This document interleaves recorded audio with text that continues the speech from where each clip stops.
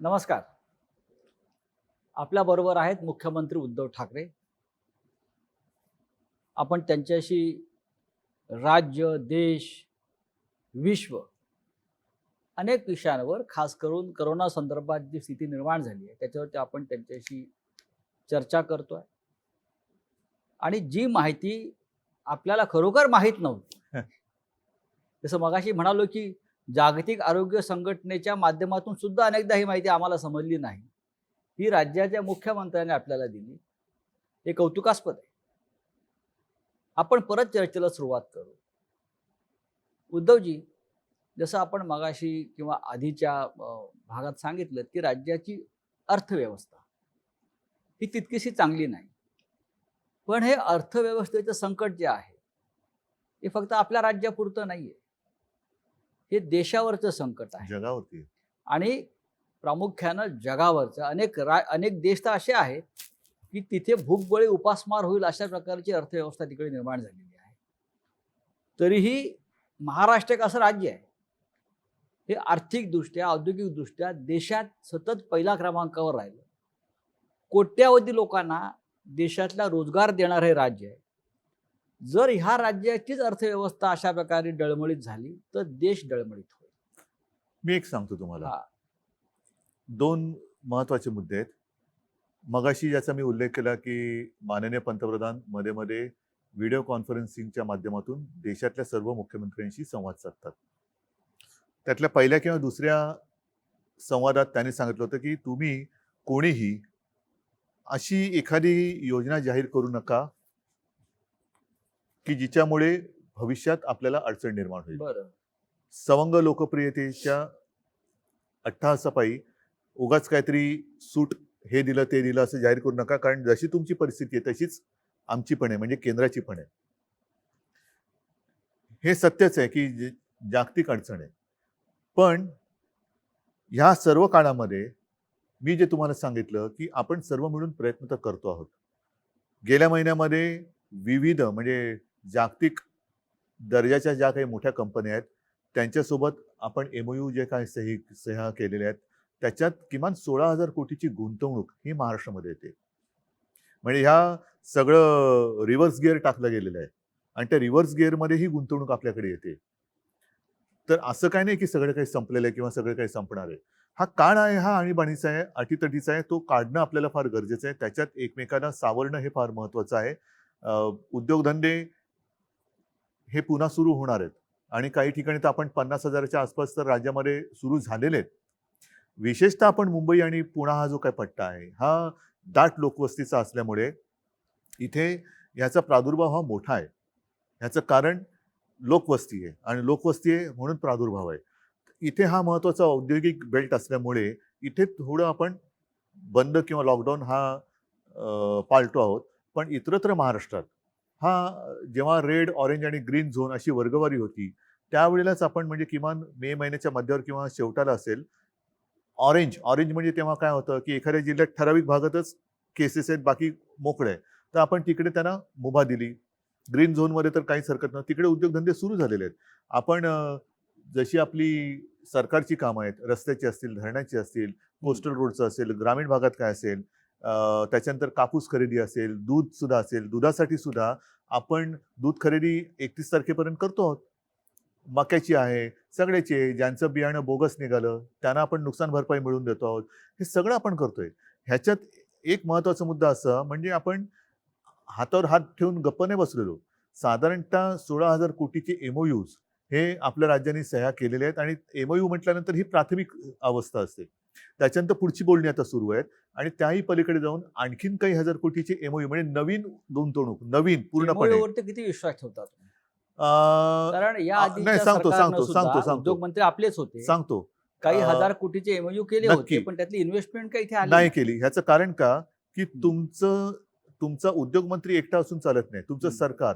आणि त्या काळात जो मगाशी तुम्ही उल्लेख केला की हे सगळं चालू असताना नोटबंदी आली. अनिश्चितता, धोरणांची अनिश्चितता असेल तर गुंतवणूक येणार नाही. आता आपल्या राज्यामध्ये मी राज्यापुरतं म्हणेन की अनिश्चितता नाही. आपण अनेक काही गोष्टी सोयी सुविधा ह्या केवळ सगळं काही आपलं गहाण टाकून करतोय अशातला भाग नाही. पण ज्या काही गोष्टी आपण करू शकतो आहोत, मग जमिनीसाठी सुद्धा त्याच्यामध्ये काही नियमांची एक सोपीकरण असेल, इज ऑफ डुईंग बिझनेस ज्याला म्हणतो, ह्या सगळ्या गोष्टी आपण आणतो आहोत आता. आणि हे बघितल्यानंतर मला पूर्ण विश्वास आहे की हे एमओयू केलेत ते पूर्ण अंमलात आणून देण्याची जबाबदारी ही सरकारची आहे. आणि सरकारने जे वातावरण तयार केलेले आणि करत आहे, जो विश्वास एक लागतो, त्यातून ही गुंतवणूक येईल नक्की. ही गुंतवणूक येत असताना साहजिकच आहे, मग आधी असलेले उद्योगधंदे आहेत त्यांना तर आपण गो अहेड दिलेलं आहे, ते काम चालू करतायत. जिथे जिथे लॉकडाऊन नाही तिकडे दुर्दैवाने किंवा नाईलाजाने जिथे पुन्हा अशी परिस्थिती निर्माण होते तिकडे मात्र पुन्हा आपल्याला बंद करण्याखेरीज तात्पुरता पर्याय नाहीये. तर असं समजण्याचं कारण नाही की सगळं काही संपलंय. मी तसं- अजिबात निराशावादी नाही. नाही, मी नाही, स्वतः निराशावादी आपण नाही असू आणि शकत मी नाही. निराशावादी कोणाला होऊ देणार नाही. नाही, आपल्या नेतृत्वाखाली सकारात्मक कार्य चाललेलं आहे, राज्याला ऊर्जा मिळते आहे, या सगळ्या गोष्टी लोकांनी स्वीकारलेल्या आहेत. बघा, पण एक शब्द आधीच्या आहे, सरकारने एक शब्द आहे संयम. संयम, आणि या जो आपल्या बाबतीत काय वापरला जातो. सांगतो आता या शब्दाची सुद्धा गंमत आहे. एखादं अक्षर म्हणजे शिवसेना प्रमुख म्हणायचे की अक्षर जुळून शब्द बनतो आणि त्या शब्दाचे मंत्र होतात. आता शब्दाची ओवी पण होते आणि शब्दाची शिवी पण होते. हो, आता जसं संयम आहे, या संयमातला स काढलं तर काय होईल? यम होतो. मग काय पाहिजे तुम्ही ठरवा, संयम पाहिजे का यम पाहिजे. नाही नाही, आपण संयमाचं त्याच्यामुळे तुम्ही कशाला आमंत्रण द्यायचं, संयम ठेवायचा का यम पाहिजे. उद्धव ठाकरे मी हे नुसतं यमक नाही जुळवत आहे. नाही, नाही, उद्धव ठाकरे म्हणजे संयम हे समीकरण आहे या देशाच्या राजकारणातलं आणि मी करणार, महाराष्ट्रातलं. माझ्यात आत्मविश्वास आहे, मी करून दाखवणार. होय, पण गेले 5 वर्ष जे सरकार होतं त्या सरकारमध्ये आपणही होता. उद्योग खातं सुद्धा आपल्याकडेच होतं. या काळामध्ये केंद्र असेल, राज्य असेल, स्टार्टअप इंडिया, मेक इन आणि इंडिया, आणि त्यावेळेला सुद्धा सामन्याने माझ्या मुलाखती घेतलेल्या आहेत. होय त्याच्यामुळे त्या सामन्याच्या मुलाखती वाचा. होय, startup India, make in India, त्यानंतर एमओयू, असे कोणतेही एमओयू शेवटपर्यंत प्रत्यक्ष कृतीमध्ये आले नाही. हे अवलंबून राहतं त्या सरकारच्या धोरणावरती. म्हणजे नुसती उत्सवप्रियता असेल तर काही होणार नाही. मी जे तुम्हाला सांगितलं की आता जे आपले सगळे साथी सोबती महाविकास हो. आघाडीचे सगळे सहकारी आहेत, मग पवार साहेब आहेत, अगदी काँग्रेसचं सुद्धा, किंबहुना सोनियाजी आहेत आणि त्यांची इथली काँग्रेसची लोक आहेत. या सगळ्यांना आता आपल्याला तिघा नाही, जे काही एक अनुभवातून शहाणपण आलेलं आहे, ते शहाणपण आपण आता आपल्या कामात दाखवतो आहोत. आणि आतापर्यंत मागे वळून बघताना हो. आपल्याकडनं काय राहून गेलं किंवा हम्म. एकूणच सरकार, मग मी तिकडे पक्षाची लेबल लावून सरकार बघत नाही. सरकार हे सरकार असतं. या सरकारकडनं काय राहिलं होतं, काय चांगलं झालं होतं, ह्याचा सगळा एक आढावा घेऊन आपण या गोष्टी करतो आहोत. आणि ही सुद्धा गोष्ट जी 16,000 कोटीची एमओयूची आहे, ही सुद्धा मी घरात बसून केलेली आहे. हो, आम्ही पाहिलं ते. हे सुद्धा घर बसल्याच केलेलं आहे. मी कुठेही भटकत गेलो नव्हतो की इकडे जा तिकडे जा तिकडे जा, काही नाहीये. आपली जी सिस्टीम आहे, पुन्हा सिस्टीम ही काम करते. सगळेजण, काही लोक त्यांच्या देशातून त्याच्यात सहभागी झाले होते. आपली काही लोक, मी घरात नव्हतो, देसाई साहेब आणि सगळे सहकारी मंत्रालयातून असतील. त्याच्यामध्ये चीनची गुंतवणूक किती आहे? आता ह्याच्यामध्ये एक सांगतो तुम्हाला, चीनच्या गुंतवणुकीबद्दल, चीनची गुंतवणूक किती पेक्षा असावी की नसावी, हा महत्वाचा भाग आहे. हो. आणि हा प्रश्न मी ज्या वेळेला पंतप्रधानांनी चीनच्या समस्येबाबत एक व्हिडिओ कॉन्फरन्स घेतली होती, त्याच्यात विचारलेला होता की तुम्ही देशाचं एक धोरण ठरवा. आपल्याकडे काय होतं की पाकिस्तान बरोबर संबंध जरा ताणले गेले का मग पाकिस्तान मुर्दाबाद, पाकिस्तान बरोबर कोणतेही संबंध नको, त्याच्याबरोबर खेळ नको, क्रीडा नको, हे नको, ते नको. आणि जर ओसरलं सगळं, हा. मग खेळ आणि राजकारण तुम्ही एकत्र आणू नका, कला आणि राजकारण एकत्र आणू नका, हे सगळी बौद्धिक आपण घ्यायची. हो. पण ताणलं जातं तेव्हा आपली भूमिका खबरदार जर टाच मारून यायची असते. मग तो खेळाडू पण नको, कलावंत पण नको, काही उद्योग नको. तसंच चीनच्या बाबतीत तुम्ही एकदा ठरवा, वस्तू तर सोडाच, पण उद्योगधंदे आपण आणायचे की नाही आणायचे हे देशाचं धोरण असलं पाहिजे. राष्ट्रभक्ती ही सगळ्या देशाची सारखी असली पाहिजे. माझी आहे, नसेल आपण ते होल्डवरती ठेवलेलं आहे, नको असेल द्या पाठवून. पण उद्या पुन्हा हिंदी चीनी भाई भाई करून तुम्ही जर का फिरवणार असाल सगळ्या चीनच्या पंतप्रधानांना, तर मग ही संधी घालवायची का? आणि घालवायची असेल तर मग एकदा दिशा ठरवा, आपण जाऊ पुढे. उद्धवजी, आपण जेव्हा मुख्यमंत्री नव्हता तेव्हाही काही प्रकल्पाच्या बाबतीमध्ये आपण स्वतः जातीनं लक्ष घातलं, विशेषतः कोस्टल रोड मुंबईतला. हो. आता सध्याच्या या संपूर्ण संकट काळामध्ये किंवा आर्थिक व्यवस्था आपण जर पाहिली तर कोस्टल रोड होणार आहे की नाही? चालू आहे काम, जोरात चालू आहे. बरं, कोस्टल रोडचं काम कुठेही थांबलेलं नाही. कोस्टल रोडचं काम सुरू आहे. त्याच्यासाठी आपण पैशाचं सुद्धा आयोजन नियोजन करून ठेवलेलं आहे आणि कोस्टल रोडचं काम सुरू आहे. त्यानंतर दुसरा विषय येतो बुलेट ट्रेनचा. बुलेट ट्रेनची गरज नाही असं आपणही म्हणाला होता.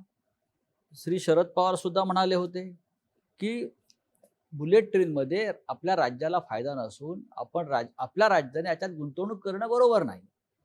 तरीही 60% जमीन संपादन महाराष्ट्रात झालंय आतापर्यंत. त्याच्यामुळे बुलेट ट्रेनचं नक्की भविष्य काय? प्रत्येक गोष्टीला केवळ एकच बाजू नसते, अनेक बाजू असतात. ह्याच्यामध्ये आपण स्थानिक लोकांचा विचार करणं हा फार महत्वाचा आहे. राज्य म्हणून बुलेट ट्रेनची आवश्यकता राज्याला जर असेल तर ती मी म्हणेन माझ्या मुंबई नागपूरला जोडणारी बुलेट ट्रेन द्या. माझी राजधानी आणि उपराजधानी जोडणारी ट्रेन द्या, की जेणेकरून हा सुद्धा जो विदर्भाचा थोडासा एक त्यांच्या मनातल्या मनात कारण नसताना एक दुरावा निर्माण करून दिला जाण्याचा प्रयत्न केला जातो, तो दुरावा नष्ट होईल.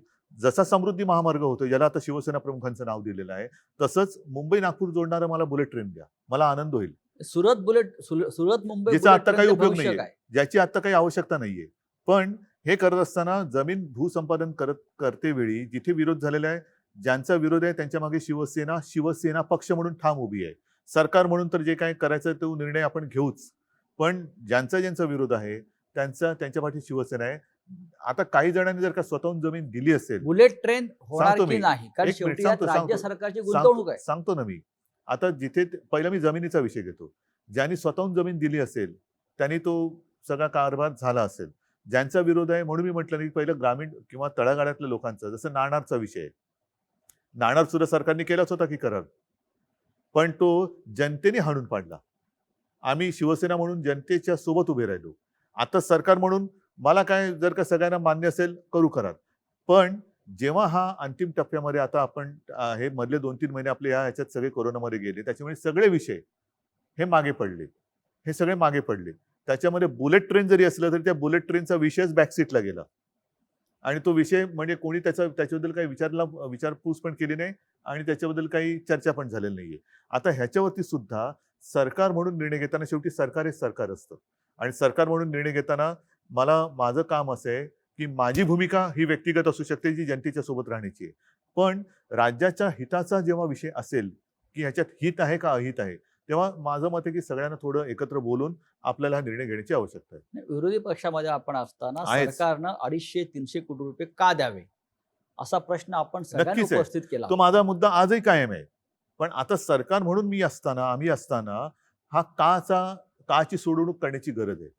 काला काही कारण आहेत का? खरंच ह्यातनं काही फायदा होणार आहे का? दाखवा आम्हाला कुठे फायदा आहे. काय होणार आहे फायदा? किती मुंबईतनं आणि सुरतमधनं ये जा होणार आहे? किती आर्थिक घडामोड होणार आहे? काय होणार आहे? हे सरकार म्हणून मला माहिती मिळू द्या. जर पटली जनतेसमोर ठेवतो. पण नसेल तर कदाचित मी असं म्हणेन की एखादी भूमिका मी एकतर्फी घेतली असेल तर ती आत्ता योग्य नाहीये. आत्ता मला अयोग्य वाटलं तर तो मी रद्द करेन. बर, आपली महाविकास आघाडी काय म्हणते? व्यवस्थित आहे. मध्ये मध्ये कुरकुर नाही असं काय नाही. एक गोष्ट स्वीकारली पाहिजे, नक्कीच स्वीकारली पाहिजे आणि ती मी स्वीकारतो की गेल्या 2-3 महिन्यामध्ये फेस टू फेस या गाठीभेटी अवघड झालेत. कारण आज सुद्धा मी येताना वाचलं, अजून एका मंत्र्याला कोरोनाची लागण झालेली आहे. बरोबर आहे. अद्यापपर्यंत 2-3 मंत्री म्हणजे जितेंद्र असेल, अशोकराव असतील, हे धनंजय आहे, हे आजारी पडून सुदैवाने बरे झालेले. जितेंद्र तर फारच जरा गंभीर हे होता. तर अशा ह्याच्यामध्ये ह्या भेटीगाठी थोड्याशा अवघड झालेल्या आहेत. त्याच्यामुळे फोनवरून गाठीभेटी होणं किंबहुना व्हिडिओच्या माध्यमातून होणं, ह्या थोड्याफार फरकाने सुरू असतात. पण जिथे ते आवश्यकता लागेल, आता म्हणून आपण कॅबिनेट सुद्धा जी करतो ती कॅबिनेट थोडी विस्तारलेली आहे. म्हणजे काही मंत्री हे त्यांच्या कार्यालयात किंवा तिकडे बसतात, जिथे असतील तिकडे. मी माझ्या इकडे बसतो, मंत्रालयात काही जण बसतात. अशी सगळी जरा पसरून ती कॅबिनेट घ्यावी लागते. कारण एका ठिकाणी पुन्हा मी तेच सांगेन की जनतेला आम्ही कायदे सांगायचे आणि स्वतःच नियम तोडायचे, हे बरोबर नाहीये. तर त्याच्यामुळे ह्या काही थोड्याशा गाठीभेटी. काही मंत्र्यांचा असा आक्षेप आहे आणि तो प्रसिद्धी माध्यमात सुद्धा आलेला आहे की मंत्रालयाचं सचिवालय झालंय मधल्या काळामध्ये. उपस्थितीच नाहीये तिकडे कोणाची. सचिवालय म्हणजे जसं सचिवालयाचं नंतर मंत्रालय का झालं कारण हे राज्य नोकरशाही चालवत नाही, तर मंत्री चालवतात, लोकनियुक्त सरकार चालवतं. हे चित्र गेल्या 6 महिन्यात बदलल्याचा जो आक्षेप सातत्यानं म्हणजे समोर काय येतो. झाले? म्हणजे सचिवांच्या ताब्यात किंवा नोकरशाहीच्या ताब्यात हे राज्य गेलं. म्हणजे काय झाले? असं साधारण काही नाही, मंत्री म्हणजे काय बोलतायत, झाले? की नोकरशाही राज्य चालवतात आणि म्हणजे काय मंत्र्यांच्या करते? मंत्र्यांचं ऐकलं जात नाही. म्हणजे काय होते? मंत्र्यांचंच ऐकलं जात नाही. नाही. म्हणजे मग जर का तसं असेल, तर धारावीचं कौतुक, राज्याचं कौतुक, सर्वोत्तम मुख्यमंत्री या ज्या सगळ्या गोष्टी आहेत, ह्या नोकरशाहीने पटवून केलेल्या गोष्टी आहेत का? हं, निर्णय घेण्याचा अधिकार आपला आहे. हो. अंमलबजावणी करून त्यांच्याकडून घ्यायची असते. ज्या यंत्रणेची घडी आहे, ही घडी शेवटी यंत्रणा, नाही, नाही, हे आपलं हे आपण योग्य बोलताय. ही यंत्रणा राबवण्याची हिंमत तुमच्यात पाहिजे. हं. तुम्ही जर का प्रत्येक ठिकाणी ऑर्डरही तुम्हीच देणार आणि कामही तुम्हीच करायचं, तर हे काय गव्हर्नमेंट असू शकत नाही.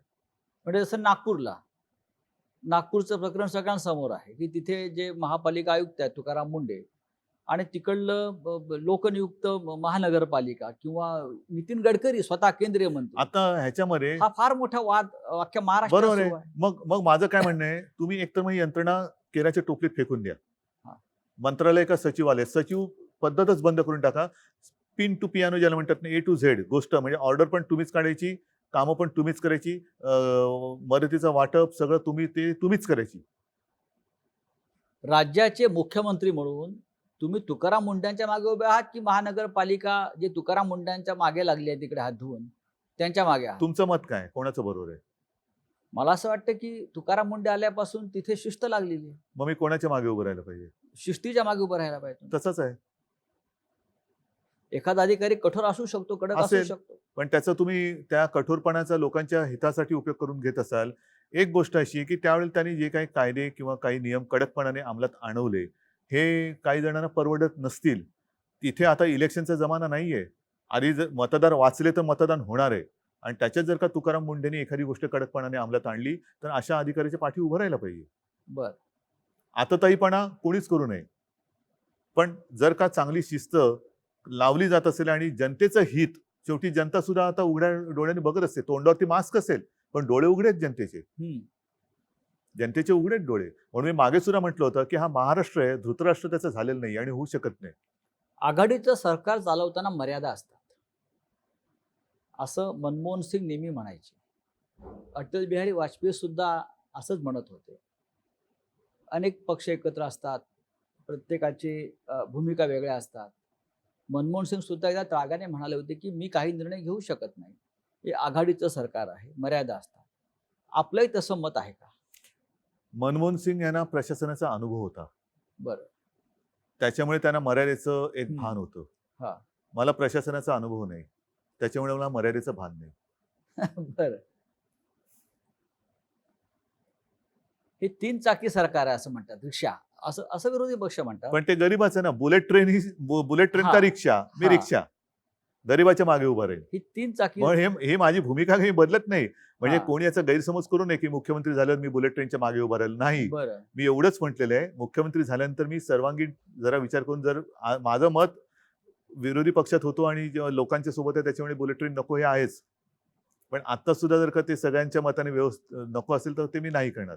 आणि बरं. म्हणून 3 चाकं तर 3 चाकं. ती चालतात नाही एका दिशेने. शेवटी केंद्रामध्ये किती चाकं आहेत? हे 3 पक्षाचं सरकार आहे. केंद्रात हो. किती पक्षाचं सरकार आहे? अनेक पक्ष आहेत नाही, मी त्याच्यामध्ये. जेव्हा गेल्या वेळेला इंडियात गेलो होतो तेव्हा ते 30-35 चाकाची म्हणजे रेल्वे हो, गाडी हो. होती. आता आपलं एक चाक बाजूला गेलंय.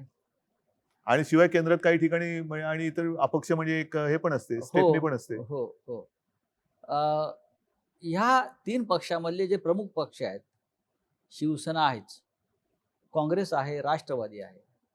काँग्रेसचा असा आक्षेप आहे, की मुख्यमंत्री राष्ट्रवादीला झुकतं माप देतात. म्हणजे काय करतात? नाही. तो त्यांचा एक प्रेमळ आक्षेप सुरुवातीला होता. तो गैरसमज मी मध्ये भेटल्यानंतर तो दूर झालेला आहे. आणि असं काय तो तीव्र त्याच्यात काही हे नव्हतं. बरं. काही शेवटी असे सगळेच जण निवडणुका लढवून निवडून येत असतात. हं. जनतेच्या काही अपेक्षा त्यांच्याकडनं असतात म्हणून तर जनता मतं देते. आणि त्या अपेक्षा जर आपण पूर्ण करू शकत नसू, असं जर कोणाला वाटत असेल, तर तो काही त्यांची ती काही चूक याच्यातला भाग नाहीये. त्या अशा अपेक्षा ह्या व्यक्त करणं हा काही गुन्हा नाहीये. तर मला असं वाटतं अशा काही गोष्टी आक्षेप मी म्हणत नाहीये. पण सुरुवातीच्या काळामध्ये थोडंफार असं त्यांच्या मनात असेलही. माझ्याशी ते असे काही अगदी ठामपणाने बोलले नाही की आम्हाला तुम्ही विचारतच नाही, अमुकच नाही. माझं पवार साहेबांशी पण चांगलं हे आहे. कधी कधी मी अगदी काही नित्य नियमाने नाही, पण सोनियाजींना पण मी फोन करत असतो. शरद पवारांचं किती मार्गदर्शन लाभतं? त्यांना अनुभव राज्य चालवण्याचा भरपूर आहे. त्यांच्याबरोबरच्या भेटी ह्या एक वेगळा अनुभव असतो. बरं.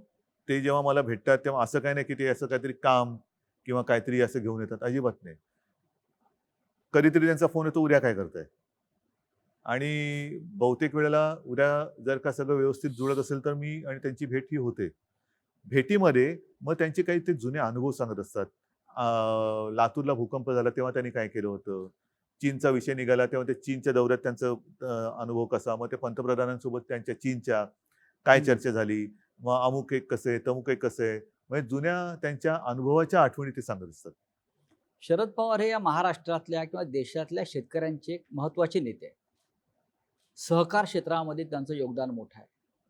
महाराष्ट्रातली साखर कारखानदारी अडचणीत येऊनही या भूमिकेचे ते आहेत पहिल्यापासून. पण मी काल असं पाहिलं, की राज्याचे विरोधी पक्षनेते देवेंद्र फडणवीस हे साखर उद्योजकांचे प्रश्न घेऊन अमित शहांना भेटले. ते पूर्ण देशातल्या साखर कारखानदारांबद्दल चिंता करत असतील. हो, पण गृह खात्याकडे साखर कारखान्याचे काय प्रश्न असू शकतात? शेवटी साखर ही घरातच लागते ना, गृहामध्ये.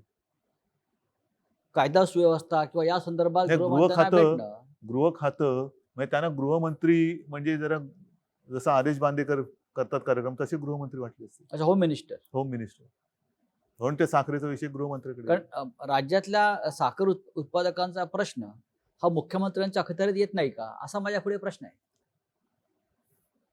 कल्पना नाही बाबा मला. पण दिल्लीत जाऊन त्यांनी एक घोषणा मात्र नक्की केली, ती म्हणजे हे सरकार पाडण्याचा आमचा इरादा नाही.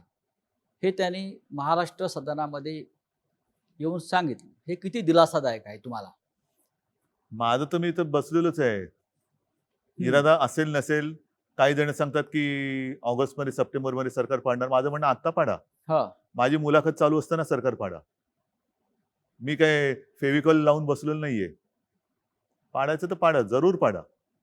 त्याच्यात तुम्हाला पाडापाडी करण्यात आनंद आहे ना. काही जणांना घडवण्यात आनंद असतो, काही जणांना बिघडवण्यात आनंद असतो. हम्म. बिघडवायचं असेल बिघडवा, मला नाही परवा, पाडा सरकार. ही तुमची भूमिका आहे की आव्हान आहे? हा माझा स्वभाव आहे. बरं. हा माझा स्वभाव आहे. कारण एक फार कष्टातून निर्माण झालेलं सरकार आहे. हे सरकार उत्तम प्रकारे चाललंय. हे सरकार लोकप्रिय आहे. हे सरकार टिकायला पाहिजे असे या जनतेची भावना आहे किंवा देशातल्या जनतेची भावना आहे. या सरकारचं भवितव्य विरोधी पक्ष नेत्यावरती अवलंबून नाही. हा. म्हणून मी म्हणतोय की पाडायचं असेल जरूर पाडा. बरं. आत्ता पाडा. आता मध्य प्रदेश काँग्रेसचं सरकार पाडलं. राजस्थानमध्ये पाडण्याचा प्रयत्न झाला, पण यशस्वी तिकडे झाले नाही. कदाचित कोरोनाची स्थिती वाईट नसावी किंवा कोरोना साथ तिकडे पोचलेली नसावी. बरं. कारण इथल्या कोरोनाच्या परिस्थितीबद्दल गृहमंत्र्यांकडे किंवा दिल्लीत जाऊन विरोधी पक्ष नेत्यांनी तक्रार केली तर ही साथ जी जगात पसरली ती फक्त महाराष्ट्रामध्ये असेल, मध्य प्रदेशात नसेल, आता नंबर राजस्थानात नसेल. आता नंबर महाराष्ट्राचा असं ठामपणे म्हणतात. पाडा. दुसरा प्रश्न एक गंभीर या निमित्तानं आला. राजस्थानचं सरकार पाडण्याच्या हालचाली सुरू असताना काँग्रेसचे फुटणारे नेते, बंडखोर आणि भाजपचे काही नेते ह्यांच्यामध्ये पैशाच्या देवाणघेवाणी संदर्भातल्या काही टेप समोर आल्या. फोन टॅपिंग हे बेकायदेशीर आहे. तरीही पैशाची ताकद लावून सरकार पाडणं हे काम सुरू आहे. दुसरं करू काय शकतात? लोकशाही आहे ना ही त्यांची. बरं. ही त्यांची लोकशाही. का- म्हणजे इथलं सरकार हे लोकशाही विरोधी आहे हम्म. आणि तिथे आणणारं सरकार पैसे देऊन फोडून जर का ते करत असतील तर ते लोकशाहीला धरून आहे. ही लोकशाहीची व्याख्या, ही लोकशाहीची थट्टा हीच शिवसेना प्रमुखांना मान्य नव्हती आणि म्हणून ते म्हणायचे की ही तुमची असली दळबद्री लोकशाही लोकशाही. ही असली, ही मला मान्य नाही. त्याच्यावरनं काय झालं? शिवसेना प्रमुखांना लोकशाही मान्य नाही. ही लोकशाही ही अशी तुम्ही लोकशाही मानता? हा जो पैशाचा वापर राजकारणामध्ये जो वाढतो याच्याविषयी आपलं काय मत आहे? बाळासाहेब ते नेहमी ह्याच्यावरती प्रखर प्रहार करायचे. आपण आज राज्याच्या पहिला क्रमांकाच्या सत्तेच्या खुर्चीवर बसलेला आहात. आपण जेव्हा हे पाहता मुख्यमंत्री म्हणून, नाही, हे सगळं घृणास्पद आहे. हे सगळं घृणास्पद आहे. म्हणजे इकडे हे जर का सत्य असेल आणि ते असत्य असण्याची शक्यता कदाचित कमी असेल, देव जाणे काय, तर पैशाचा वापर असा केला तर तो गुन्हा होत नाही. पण जर का तुमच्या कोणी विरोधात असेल तर त्याच्या मागे तुम्ही ससेमिरा लावता चौकशांचा.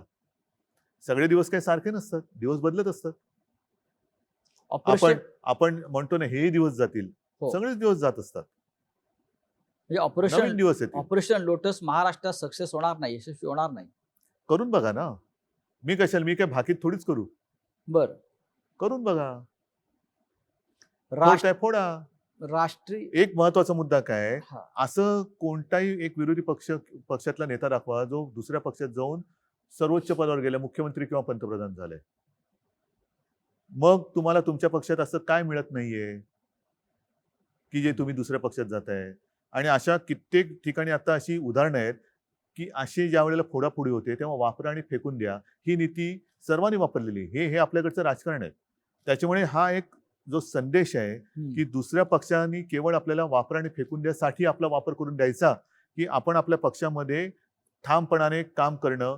ठीक आहे, कदाचित एखादी व्यक्ती किंवा एखादा नेता हा आपल्या पक्षामध्ये आपल्यावरती अन्याय करू शकत असेल किंवा करत असेल, पण म्हणून तुम्ही त्या पक्षाचा त्याग करून दुसऱ्याची पालखी वाहणं, शेवटी पालखीच वाहणारच ना, का पालखीत बसणार आहेत मिरवायला?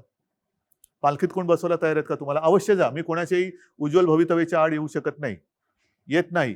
जर तुम्हाला दुसऱ्या पक्षात अत्यंत म्हणजे पालखीत बसवण्याचं स्थान मिळत असेल, जरूर जाऊन पालखीत बसवा. पण पालखीचे भोई होण्यासाठी म्हणजे काय, की नुसती वरात चालले पण माझ्या खांद्यावर पालखीचं ओझं आहे, एवढंच तुम्हाला समाधान आहे? मग पालखीचं ओझं व्हायचं असेल तर जाऊ शकता. किती असे पक्षांतर केलेले नेते हे दुसऱ्या पक्षात जाऊन मोठे झालेत. एक ठराविक काळ गेल्यानंतर त्यांना सुद्धा बरोबर त्यांचं कारकीर्द ही कापली जाते. हा जो एक मूळ गाभा आहे तुमच्या विचाराचा किंवा तुमच्या पक्षाचा, आज सुद्धा मी ही आघाडी केली. का केली? कारण त्यांच्याबरोबर ज्या एका उद्देशाने गेलो होतो, तो उद्देश मला कळलं की याच्यामध्ये पोकळपणा आहे. म्हणून मी हा निर्णय घेतला. आणि हे सुद्धा मी पुन्हा पुन्हा सांगतो, ध्यानीमनी नसतानाही मुख्यमंत्री पदाची धुरा माझ्यावरती आली नाही, तर माझ्या स्वप्नात सुद्धा ही कधी काय संधी मला मिळेल किंवा संधीच्या पाठी जाणं, तुम्ही मला ओळखता. तुमच्या स्वप्नात हे नव्हतंच. पण हे महाराष्ट्राच्या किंवा जनतेच्या स्वप्नामध्ये होतं. बरोबर की नाही? मग आता माझी जबाबदारी आहे, जर का माझ्यावरती जबाबदारी आली असेल आणि आली आहे, तर मी माझ्या राज्याची आणि माझ्या जनतेची स्वप्न पूर्ण करणारच. राष्ट्रीय राजकारणाकडे तुम्ही सध्या कोणत्या दृष्टीनं पाहताय? कोणत्या राजकारणाकडे बघू? राजस्थानच्या बघू, दिल्लीच्या बघू, मध्य प्रदेशच्या बघू? कारण मग माझ्या शेवटी काय असतंय, आपण दोघेही चष्मेवाले आहोत. बरोबर. एक लांबचा चष्मा असतो आणि एक जवळचा असतो. हे नंबर जर का असे बघायला लागले तर आपले कोणत्या दृष्टीने बघायचं? आज देशावर मी सगळीकडे दूरदृष्टीने बघतो. अच्छा, म्हणजे तुम्ही चीनकडे पाहता की नाही? मी सगळीकडे दूरदृष्टीने बघतो. आज चीन जो हिंदुस्थानच्या हद्दीत घुसून आपल्या 20 जवानांची हत्या केली, तुमची नजर तिथपर्यंत गेली की नाही त्या संकटापर्यंत? कारण गेली. काय करू शकतो आपण? महाराष्ट्र हा नेहमी, सह्याद्री हा नेहमी हिमालयाकडे पाहतो, जातो, मदत करतो, ही आपली परंपरा आहे. मान्य. पण ही परंपरा आपण पाळत असताना आपण काय करू शकतो का खरंच? आणि करण्याची आपली इच्छा आहेच का? नाहीतर मी मगाशी म्हटलं तसं की चीनी गुंतवणूक मला काही त्याचं मोठं आकर्षण नाहीये, पण आपण ती नाकारू. आपण ती आता होल्डवर ठेवलेली आहे. तुम्ही आधी सांगा की हे चीन बद्दलचं तुमचं जे काही आताचं जे आहे नातं, चांगलं वाईट, हे किती काळ टिकणार आहे? आता तुम्हाला चीन नको आहे, पण कालांतराने पुन्हा हिंदी चीनी भाई भाई होणार नाही का? जसं मी पाकिस्तान बद्दल बोललो की पाकिस्तानने आपल्याकडे घुसखोरी केली, तर आता पाकिस्तान बरोबरचे सगळे संबंध तोडा, काहीच नको त्याच्यामध्ये. आणि मग थोड्या दिवसानंतर मग क्रिकेट मॅच येऊ द्या, चालेल. त्यांचे खेळाडू येऊ द्यात, कलाकार येऊ द्यात, गाणी, गझला, साहित्यिक. आणि मग आम्हाला आमच्याच विरुद्ध त्यावेळेला सरकार नव्हतं आपलं, शिवसैनिकांच्या विरुद्धच आपले पोलीस बंदुका घेऊन रोखून उभे. म्हणजे तुमचं वैर आहे पाकिस्तानशी आणि बंदुका आमच्या छाताडावरती. काहीतरी तुमची नीती ठरवा. एकदा एक नीती. जर का असं तुम्ही फडफड व्हायला लागलात तर तुमच्या ध्येय आणि मग मगाशी जे म्हणालात ना की गुंतवणूक MOU वरती हे हे सगळी अशी फडफडणारी जी काही तुमची धोरणं असतात ती गुंतवणूकदारांना या किंवा जा सांगत असतात. उद्धवजी, शिवसेनेच्या राष्ट्रीय भूमिकांना फार महत्त्व आहे. मग राष्ट्रीय सुरक्षेचा विषय असेल, राम मंदिराचा विषय असेल, पाकिस्तान असेल, दहशतवाद असेल, या अनेक महत्त्वाच्या भूमिका सातत्यानं शिवसेना मांडत आली, ठामपणे मांडत आली. आज सुद्धा चीनच्या संदर्भात असेल, पाकिस्तान संदर्भात असेल, जेव्हा आपण पाहतो तेव्हा आपल्याला असं दिसतंय की आज हिंदुस्थान मोठा देश आहे, पण हिंदुस्थानच्या सीमेवरच्या एकाही राष्ट्राशी आपले चांगले संबंध नाहीत. बरोबर तुमचं. तर आपण एक राज्याचे मुख्यमंत्री म्हणून, शिवसेनेचे प्रमुख म्हणून या धोरणाकडे आपण कशा प्रकारे पाहता की मी आपल्या शेजाऱ्यांशीच आपले मी संबंध चांगले मी नाही? मी असं कधी म्हणणार नाही की तुम्ही आम्हाला सांगा आमचे शिवसैनिक सरहद्दीवरती जाऊन लढतील म्हणून. असं काही जण म्हणतात, तसं मी कधी म्हणणार बरं. नाही. असं मी कधी म्हणणार नाही. परंतु शेवटी प्रत्येकावरती काही ना काहीतरी जबाबदारी असते. हो. आज महाराष्ट्राच्या मुख्यमंत्री पदाची जबाबदारी माझ्यावर आहे. होय. देशाच्या पंतप्रधान पदाची जबाबदारी नरेंद्रभाईंवरती आहे, मोदीजींवरती आहे. आणि मध्ये जी काय त्यांनी सर्व पक्षीय एक बैठक घेतली, बरं. त्या सर्व पक्षाच्या नेत्यांनी त्यांना सांगितलं की देशावरती जेव्हा संकट येतं तेव्हा आम्ही त्याच्यामध्ये विस्कळीत असं काही होऊ देणार नाही. तुम्ही व्हा पुढे, आम्ही संपूर्ण एक दिल्याने तुमच्या सोबत आहोत. आणि त्याच बैठकीत मी सांगितलं होतं की एक धोरण ठरवा, काय करायचं, नेमकं वागायचं कसं. कारण त्याच्यामध्ये बऱ्याच मुख्यमंत्र्यांनी आपापली मतं मांडली. मी सगळ्यात शेवटी होतो बोलणारा. माझ्या आधी जवळपास सगळे बोलून झाले हो. होते. आणि त्याच्यामध्ये बहुतेकांनी ही हा. एक अपेक्षा व्यक्त केली होती की चीनच्या मालावरती बहिष्कार टाका, भगवान की मूर्ती चीन से आ रही है, हा. हे बंद करा, ते बंद करा, अमुक बंद करा, तमुक बंद करा. आता हे ठीक आहे, ते बंद केल्यानंतर आपण चीनच्या ॲपवरती बंदी घातली. चीनची ॲप आपण App. बंद केली. हो. आता आपण असं म्हणायचं का टिकटॉक टिकटॉक हा आपण चीनला आपटला का? नाही. जर आपटला असेल तर आपटणार कधी? म्हणजे नुसती ॲप बंद करून चीनला जर धडा शिकवत असू तर आनंदाची गोष्ट आहे. उद्धवजी, राम मंदिर हा आपल्या जिव्हाळ्याचा विषय आहे. नक्कीच. शिवसेनेनं राम मंदिराचा मार्ग मोकळा केला, हे इतिहास सांगतो. त्या राम मंदिराच्या संदर्भात आपण सुद्धा अयोध्येला गेलेला आहात, मुख्यमंत्री नसताना आणि आणि मुख्यमंत्री मुख्यमंत्री झाल्यावर झाल्यावर पण. सुद्धा. म्हणजे आपण आपल्या भूमिकेमध्ये कोणताही बदल केलेला नाही. भूमिपूजन 5 ऑगस्टला होईल अशी तारीख जाहीर झालेली आहे. आपण त्या भूमिपूजनाला जाणार का? नुसतं हो किंवा नाही हा हा. हा मुद्दा मी माझ्या व्यक्ती म्हणून काही सांगू शकेन. बरं. पण महत्वाचा मुद्दा जो आपण प्रश्नामध्ये एक सांगितला की राम मंदिराच्या लढ्यात शिवसेनेची भूमिका ही इतिहासाने दखल घेतलेली आहे. हो. मी मुख्यमंत्री नव्हतो त्याही वेळेला राम मंदिरात गेलो, किंबहुना योगायोग ज्याच्यावरती माझी श्रद्धा आहे, माझी भावना हीच सांगते. नोव्हेंबर 18 मध्ये मी पहिल्यांदा राम मंदिरला गेलो होतो. हो. आपण सोबत होतात. होय. शिवनेरीवरची म्हणजे माती शिवजन्मभूमीची एक मूठ माती मी घेऊन गेलो. त्याच्यानंतर ह्या विषयाला खूप चालना मिळाली. त्याच्या आधी हा विषय थंड बस्त्यात होता, कोणी काही विषयच काढत नव्हतं. शिवसेनेने सुरुवात केली, जर उशीर लागत असेल तर कायदा बनवा, वटहुकूम काढा, काय वाटेल ते करा, पण राम मंदिर ही बनवा, आपलीच मागणी ही होती. शिवसेनेची मागणी होती. त्याच्यासाठी आपण अयोध्येला गेलो. तुम्ही योगायोग म्हणा, काही म्हणा, त्या विषयाची सोडवणूक तर वर्षात झालीच. पण ज्या नोव्हेंबरमध्ये 18च्या नोव्हेंबरमध्ये मी तिकडे गेलो, त्याच्या पुढच्या नोव्हेंबरमध्ये तो प्रश्न पण सुटला आणि मी मुख्यमंत्री पण झालो. आपण ही माझी श्रद्धा आहे. ज्याला कोणाला ह्याला अंधश्रद्धा म्हणायचं असेल तो त्यांच्याकडे विषय. बरं. माझी श्रद्धा आहे आणि ती आहेच, असणारच आहेच. मुद्दा काय येतो की सर्वत्र सध्या करोनाचं थैमान आहे. मी ठीक आहे, मी म्हणेन मी जाणारच, मला काही बिघडत नाही, मी मुख्यमंत्री आहे. आणि बरं. नव्हतो तेव्हा सुद्धा हो. मला तिथे मानपान सगळं मिळालं. हो, ती हो. शिवसेना प्रमुखांचं आणि माझा मुलगा हो, म्हणून ती हो. पुण्य माझ्याकडे आहेच. आता तर मुख्यमंत्री आहे, मला बंदोबस्त मिळेल, मी व्यवस्थित जाईन, मी पूजा अर्चा करून किंवा त्या कार्यक्रमात सहभागी होऊन परत येईन. पण हे मंदिर हे सर्वसामान्य मंदिर नाहीये. एखाद्या गावात जरी मंदिर बनवायचं झालं तरी गावकरी जल्लोषात एकत्र येतात. हो. कारण त्या गावासाठी ते राम मंदिर असतं अयोध्येसारखं. जे अनेक लोक अयोध्येला जाऊ शकत नाही त्यांच्यासाठी त्या गावाचं मंदिर हे महत्वाचं असतं. अनेक सभा समारंभ किंवा लग्न किंवा इतर काही गोष्टी त्या मंदिरातल्या देवाच्या साक्षीने होतात गावामध्ये. मग हा राम मंदिराचा मुद्दा आहे, ज्याला एका लढ्याची पार्श्वभूमी आहे, एक विचित्र पार्श्वभूमी आहे, ज्याच्यावरती बाबरांनी आक्रमण करून ते पाडून मशीद बांधली होती, त्याच्यात पुन्हा आता आपण मंदिर उभं करतोय.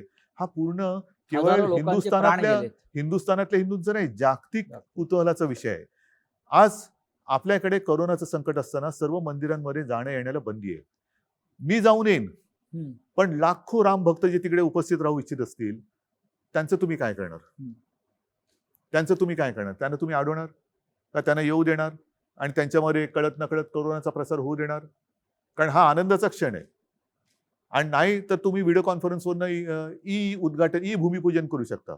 आपल्याला आठवत असेल की आपण मुख्यमंत्री म्हणून जेव्हा गेलात तेव्हा शरयूच्या तीरावरती आपल्याला आरती करण्यापासून थांबवलं होतं. थांबवलं, कारण करोनाचा प्रसार होता. होता. तिथं सुरुवात होती. आपण सगळी तयारी केली होती बरोबर आहे. आरतीची. आणि त्याच्या आधी जेव्हा गेलो होतो तेव्हा शरयूचा काठ कसा होता? भव्य आपण केलं होतं. म्हणजे खच्चून गर्दी होती. हो. म्हणजे हालचाल करायला जागा नव्हती. हालचाल करा एवढं होय. सगळं तो त्या विषयाला भावनेने जोडली गेलेली माणसं आहेत. ह्या लोकांना तुम्ही थांबवणार कसे? माझं येणं जाणं मी करीन. मी तर मुख्यमंत्री म्हटल्यानंतर जाऊन येईन. अजूनही अधिकृत काही तारीख आलेली नाहीये. अधिकृत तारीख आलेली नसली तरी अधिकृत कार्यक्रम कसा असेल कल्पना नाहीये.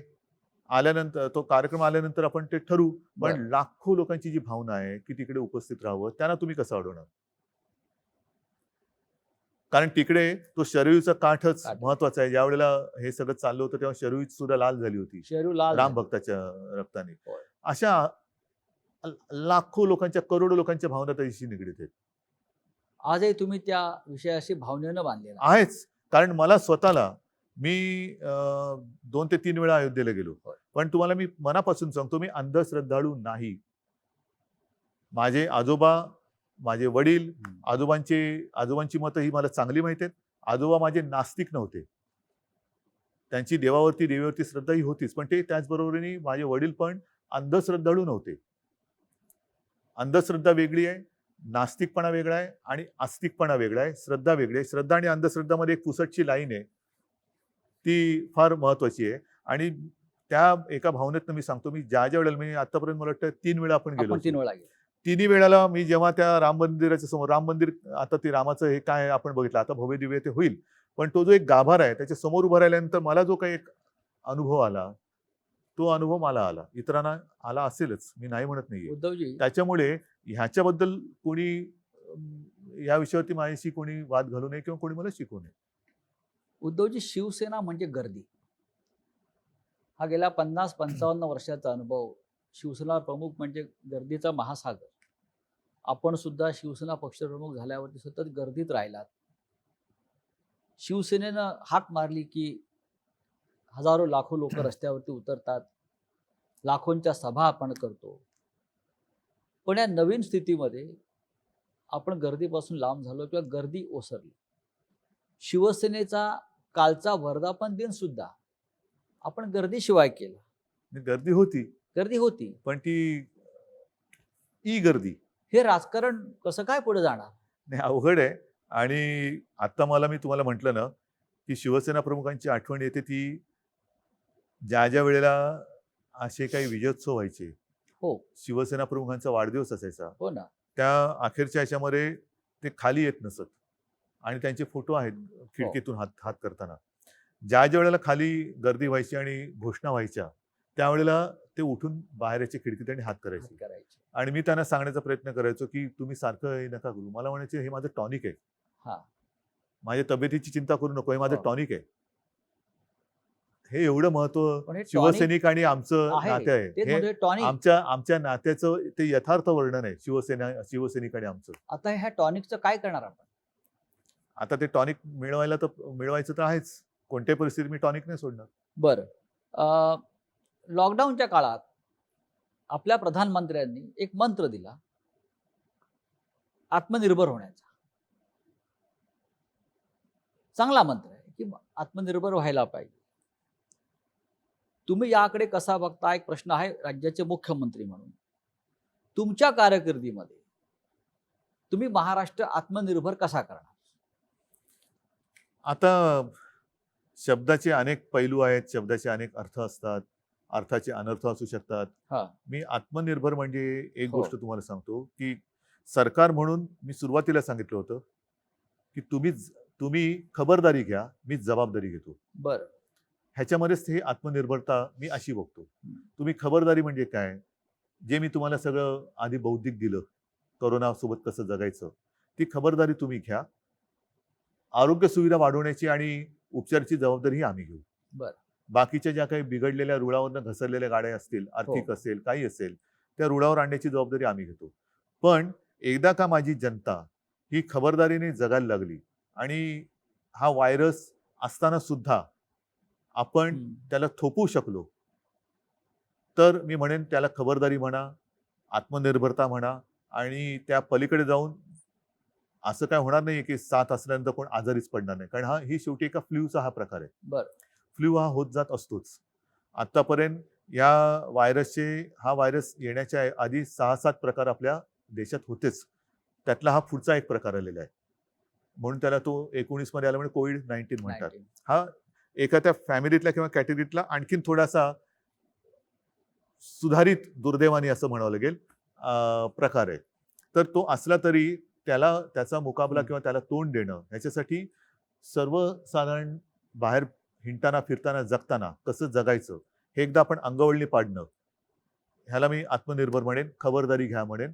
आणि त्याच्यानंतर जर आवश्यकता लागली तर वेळेवरती जी काही औषधं आपल्याकडे उपलब्ध आहेत, कारण ह्याला अजून औषध नाही आलेलं, तर जीव वाचवण्याची जबाबदारी ही सरकारने घ्यायला पाहिजे. उद्धवजी, हे झालं सरकार, प्रशासन, अ, शासकीय नेतृत्व. पण शेवटी आपले पंतप्रधान शिवसेना आहे. अनेक वर्ष आपण शिवसेनेचं काम करतो. आपण नेते आहेत, प्रमुख मार्गदर्शक आहात. शिवसेना प्रमुखाने आपल्याला एक वाट आखून दिली, त्या वाटेवरनं आपण जात आहोत. सातत्यानं आपण असं म्हणत आलो की 100% शिवसेना. काही काळापर्यंत आपण 2 पक्षांबरोबर होतो, म्हणजे एकाच पक्षाबरोबर आपली युती होती, 2 पक्षाचे सरकार होते. आज आपण 3 पक्षांबरोबर आहोत. पण मुख्यमंत्री होत. आपण मुख्यमंत्री आहोत आणि वेगळ्या वेगळ्या विचाराचे पक्ष आहेत. संपूर्ण महाराष्ट्र शिवसेना आपल्याला पसरवायची आहे, आत्मनिर्भर शिवसेना करायची आहे. हे आपलं स्वप्न कायम आहे का? आत्मनिर्भर शिवसेना असं म्हणतोय मी. विरोधी पक्षाचं काम तुम्ही करते की काय? हो, मी काय विरोधी पक्षात असतो असा आरोप आहे माझ्यावर. आता कुठे गाडी रुळावरती येते, रिक्षा आमची व्यवस्थित चालायला लागलेली आहे, कारण स्टेरिंग माझ्या हातात आहे, पाठी दोघं बसलेले आहेत. कारण आणि श्री नाही, शरद एक सांगतो पवार- तुम्हाला, सत्तेमध्ये एका पक्षाचं सरकार याच्यासारखं मोठं स्वप्न नाहीये. बरं. पण हे स्वप्न तुमचं व्यक्तिगत स्वप्न असेल तर त्याला हो. काडीचाही उपयोग नाहीये, काडीची किंमत नाहीये. कारण त्या स्वप्नामध्ये जनतेची स्वप्न जोपर्यंत येत नाही तोपर्यंत एकाती सरकारही येत नाही. आणि ती स्वप्न सरकार आल्यानंतर पूर्ण होत नसेल तर जी काडीची किंमत ज्याला म्हणतो मी नाही, त्याला जनताच काडी लावल्याशिवाय राहणार नाही. आता हा जो काही एक वेगळा प्रयोग महाराष्ट्राने केलेला आहे, विचारांनी भिन्न असलेले 3 हो. पक्ष हे एक विचित्र राजकीय परिस्थितीमध्ये एकत्र आलेले आहेत.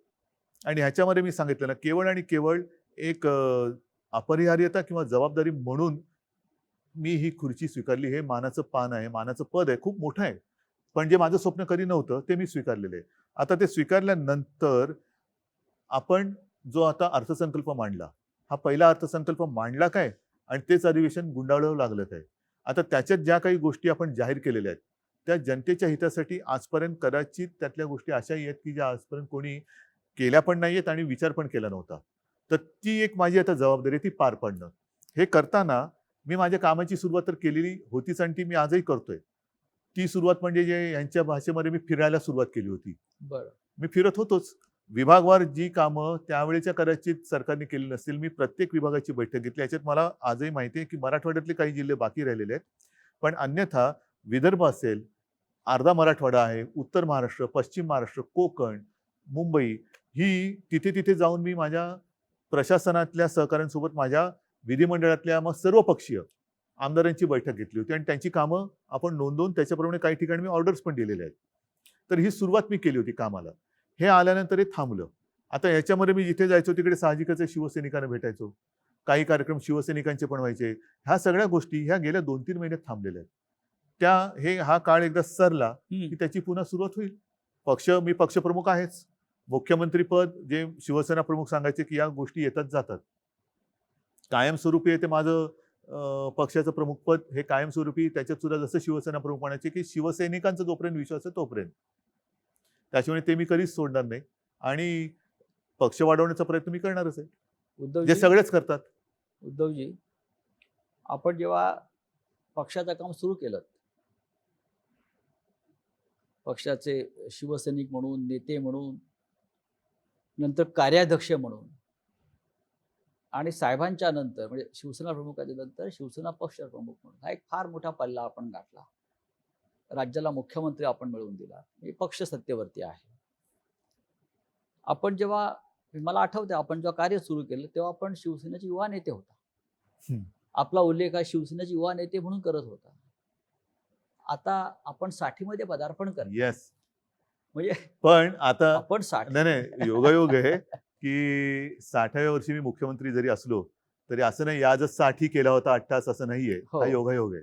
नाही, आपण 60मध्ये पदार्पण करताय हा एक योगायोग नसेल, पण महाराष्ट्रासाठी मला वाटतं कदाचित जगातलं एकमेव माझं उदाहरण असेल हा जो सगळ्यात ज्याची कुवत कमी लेखली गेली हा तो पक्षाचा सर्वोच्च नेता झाला हो. आणि ज्याची कुवत किंवा याला काही कळत नाही असं म्हणणारा राज्याचा मुख्यमंत्री झाला. मुख्यमंत्री झाला आणि आपण उत्तम प्रकारे काम करताय. राज्याच्या जनतेचे आपल्याला आशीर्वाद आहे. ते महत्वाचे म्हणजे आहे. म्हणजे युवा नेते बघा मी आपण होता. आजही तुम्हाला अत्यंत प्रामाणिकपणाने सांगतो, मी माझी आज देखील सही आपला नम्र म्हणूनच करतो. ही शिकवण बाळासाहेबांची आपल्याला येस, सगळ्यांना त्यांचं आहे. कारण नम्र हे राहा. बाळासाहेबांची पद्धत आहे आणि माझ्या आजोबांची पद्धत, म्हणजे बाळासाहेबांची ही पद्धत. ह्या गोष्टी येतात जातात. जनतेशी आपण कायम नम्रतेने वागलं पाहिजे. कारण कधीही कुठेही गेलो, मी मुख्यमंत्री असो वा नसो, मी आणि बाळासाहेबांचा मुलगा म्हणून मी कुठेही कधी गेलो तरी लोक मला हसून माझं स्वागत करतात, प्रेमाने आदरातिथ्य करतात, या बसा म्हणतात. हे जे काय आहे ना, ही कमाई ही पूर्वजांच्या पुण्याची कमाई आहे. माझं कर्तृत्व शून्य आहे. उद्धवजी जसं बघा युवा नेते होता आपण आणि आपण आज 60त प्रवेश करताय म्हणजे आपण सिनियर सिटीजन झालात असं मी हो, म्हणतो. आता मला बसचा प्रवास फुकट मिळणार. म्हणजे आपल्या निमित्ताने इतरांना मिळेल. कसं तुम्ही पण वाटतंय? तुम्ही पण आम्ही सुद्धा तुम्ही पण मी आज बसमध्ये एक पाऊल टाकलं असेल तरी तुम्ही त्यात पाऊल टाकायच्या तयारीत आहात. आहे, तुमच्याबरोबरच आहे मी. मला सांगा की हा प्रवास जो आहे युवा नेता ते शिवसेनेचे आता ज्येष्ठ नेते किंवा नाही, हा प्रवास जो मुख्यमंत्री आहे आणि ना, 60, हा प्रवास आता आपण असं म्हणतो मागे वळून बघताना कारण हा फार महत्वाचा टप्पा आहे 60. आहे, पण हा प्रवास आता असं वाटतं की हा बुलेट ट्रेनच्या वेगाने झाला. बरं. आपल्याला इकडे तिकडे बघायलाच मिळालं हो. नाही. या सगळ्या काळामध्ये मी अत्यंत प्रामाणिकपणाने सांगतो, असं काही जण जे म्हणतात ते खरं आहे की माझं एक क्षेत्र नाही, माझं एक खरंच क्षेत्र नाही. मी मूळचा कलाकार. ते करताना केवळ आणि केवळ शिवसेना प्रमुखांना म्हणजे माझ्या वडिलांना एक काहीतरी सहकार्य व्हावं आपल्या परीने, काहीतरी खारीचा वाटा, त्या निमित्ताने मी सुरुवात केली. माझी सुरुवातीचं पहिलं पाऊल होतं ते सामना. कारण तेव्हा मी बघत होतो, हे सगळं सांगून झालंय, रिपीट करण्याची काही आवश्यकता नाहीये. पण शिवसेना प्रमुखानंतर वेळ उसंत नव्हती, कारण तेव्हा आत्तासारखी साधनं नव्हती, हेलिकॉप्टर नव्हती, विमानं नव्हती. कुठेही जायचं झालं तरी गाडीने प्रवास करावा लागत होता. त्याच्यात सुद्धा एअर कंडिशन गाडीत असणं ही फार मोठी लक्झरी होती. अनेक शिवसेनेचे नेते कार्यकर्ते हे तेव्हा देखील आणि आज सुद्धा काही अंशी मी बघतोय एसटीतनं फिरतात आणि तेव्हा फिरायचे. अगदी वामनराव महाडिक असतील, दत्ताजी असतील, त्यांच्यासोबतचे काही कार्यकर्ते जे आहेत त्यांचं कर्तृत्व फार मोठं आहे. त्यांनी त्यावेळेला ह्या सगळ्या खस्ता खात शिवसेना पसरवली, बीजं पेरली, ती बीजं रुजवली आणि त्याला आलेले जे काही अंकुर आहेत ते मी आज बघतोय. म्हणजे जसं कोकणामध्ये म्हणतात पूर्वी, आता त्याच्यात सुद्धा प्रकार आले की नारळाचं झाड आजोबाने लावलं तर नातवाला फळ मिळतं. आज त्यांनी लावलेल्या झाडाची फळं ही आपण चाखतो आहोत. त्याच्यामुळे त्यांचं कर्तृत्व आणि त्यांचं योगदान हे फार मोठं आहे. माझं ह्याच्यामध्ये खरंच काही कर्तृत्व नाही. केवळ आणि केवळ मी ह्याच्यामध्ये मनापासून इन्व्हॉल्व्ह झालो. जसं तुम्ही मगाशी सांगितलं की कोरोनावरती डॉक्टरेट आहे की काय, नाही असं नाहीये. कोणती जबाबदारी स्वीकारली तर ती पूर्णपणाने प्राणपणाने पार पडायची. तशी सामनाची असेल, मग एक संघटनेमध्ये ज्याला म्हणतो आपण शिस्त आणणं असेल किंवा एक यंत्रणा उभी करणं असेल, ह्यातनं मी हळूहळू हळूहळू पुढे करत करत करत, किंबहुना हाही माझा तुम्हाला अनुभव सांगितलेला आहे की सुरुवातीला मी भाषणच करत नव्हतो. हो. म्हणजे मला भाषण करता तेव्हाही माझं म्हणणं की येत नव्हतं, आताही माझं म्हणणं मला येत नाही. आणि आधी तर मला असं झालेलं की एका ठिकाणी तरी जोर जबरदस्तीने मला बोलवलं आणि तेव्हा मी ठरवलं की भाषण करायचंच, कारण लोकांना कळू दे मला काही येत नाही. मी भाषण आधी लिहिलं, पाठ करून गेलो, माईक समोर उभं राहिल्यावर मला भाषणच आठवेना. आणि तेव्हा मला जे सुचलं ते मी बोललो आणि त्याही भाषणाला टाळ्या मिळाल्या. आणि असंच माझं भाषण करत करत मी इथपर्यंत आलो. आज म्हणजे अनुभव एखाद्या गोष्टीचा तुम्हाला असायलाच पाहिजे असं नाहीये. तुम्हाला हृदयात आणि एक अंतःकरणात तळमळ पाहिजे. ती म्हणूनच तळमळ आपण महत्वाची आहे. म्हणून आपण जेव्हा मुख्यमंत्री झाला तेव्हा संपूर्ण महाराष्ट्रानं टाळ्या वाजवून स्वागत केलं आपलं. येस. कारण तळमळ पाहिजे. त्या तळमळीने मी काम करतो. आपण सगळ्यांनी महाराष्ट्राचे मुख्यमंत्री उद्धव ठाकरे यांच्याशी हा दिलखुलास संवाद आपण ऐकला. मुख्यमंत्र्यांनी अत्यंत मनमोकळेपणाने आपल्याशी चर्चा केली. मुळात ते मुख्यमंत्री बोलतात असं आपल्याला वाटत नव्हतं. ते आपल्या घरातलेच एक तसंच आहे मी. सदस्य आहेत, शेवटी कुटुंबातले शेवटी कोणीतरी मुख्यमंत्री म्हणजे मित्र काय? आहेत, त्याला काय मुलगा शिंग आहे, फुटतात. वडील आहेत, भाऊ असंच वाटत होतं आणि महाराष्ट्राला त्यांचं हेच रूप जास्त आवडतंय. उद्धवजी, आपण आलात, खूप मोकळेपणानं बोललात, चर्चा केलीत, याबद्दल धन्यवाद. जय महाराष्ट्र. धन्यवाद सगळ्यांना. जय हिंद, जय महाराष्ट्र.